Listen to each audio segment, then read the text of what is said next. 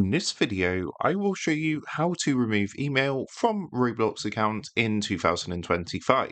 It should be a quick and easy tutorial to follow, but before we do continue, please consider leaving a like on the video and also subscribing to the channel. I really do appreciate it. Now, in order to do this, the first thing you're going to want to do is, of course, come across to Roblox and log into your account. Once you've done that, what you want to do is come up to the top right hand corner, click onto this gear icon just up here, and on this menu that comes up, you come down and click onto settings. Once you're in your settings, you want to make sure you're on account info. So if you come over to this menu on the left hand side, you want to make sure you clicked onto account info, and in here you should see your email address. Now, of course, from here, what you can do is click the pencil icon here to update your email and change it to a different email address. To go ahead and fully remove your email address, then what you're going to want to do, first of all, you want to make sure your account is a 13 plus account. Now, although there's no way to actually fully remove an email once you've added it to your account, one thing you can do is actually change to a child's account. To do that, come down to the personal section down here, and next to your birthday, you want to click the pencil icon to change your birthday, and of course you want to change it so that it makes your account a 13 or under account.